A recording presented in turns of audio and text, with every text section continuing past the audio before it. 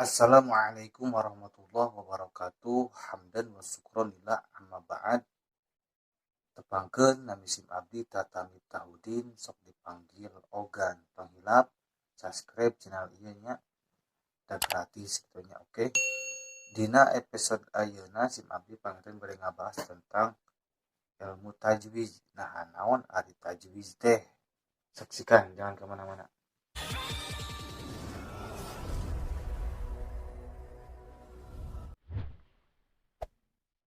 Tajwid terbagi dua.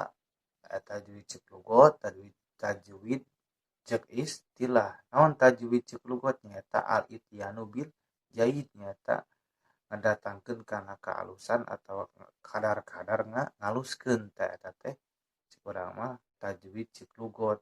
Ngaluskeun naon? Ngaluskeun bacaanana, meureun lamun teh mah sorana teh kitu nya lamun dina Quran mah. Alus-alus cek urang teh kitu nya. Tah ayeuna naon? Tajwid ngunggu istilahna nyaeta ilmu yurafu bihi itau kullin harfu haqqahu wa mustahaqahu.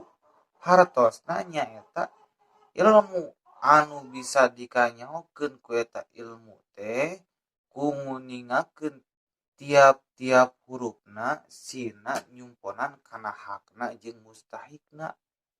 Seperti hak-hak hurufna tina mahrojna sareng ayeuna tina sifatul hurufna jeung ayeuna tina panjang pondokna wasol waqofna jeung tina ayeuna idhar idgham iqlab sareng ifa jeung anu sajaba-sajabana.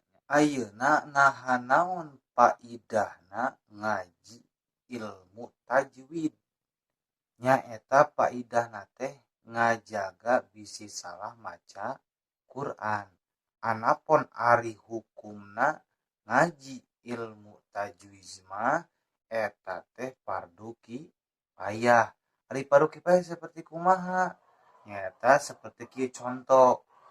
Di hiji lemur eueuh anu bisaeun kana eta ilmu tajwid. Heg aya ieu bisa saurang. Aya bisaeun saurang kana ilmu tajwid. Tah eta jelema anu bisa saurang teh ngawakilan kana sakabeh eta kampung. Oh my god. Wow. Kumaha hukumna make ilmu tajwid dina maca Quran? Make na ieu nya eta mah fardu ain. Fardu ain teu tiasa diwakilkeun eta mah. Contohna diantarana seueur contohnya dengan diantara seperti salat, zakat, puasa eta fardu ain dina. Kumaha keteranganna pangarang ngaji Al-Qur'an kudu make ilmu tajwid? Tah aya kaidahna nya wal akhdu bi tajwidi hatmun lajimun malam yujawidil Qur'ana asimun. Make tajwid maca Quran eta misti mun teu tajwid maca Quran dosa pasti.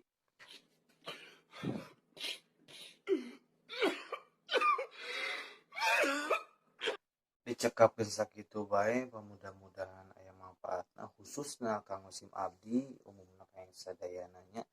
Nah, episode selanjutnya insyaallah panginten urang bahas eusina dina eta ilmu tajwid nyaeta hukuman bae sareng tanwin kitu nya. Wallahu muwaffiq ila aqwamit thoriq. Wassalamualaikum warahmatullahi wabarakatuh. Tong hilapnya subscribe subrek kadenya bare sadaya dan naon gratis.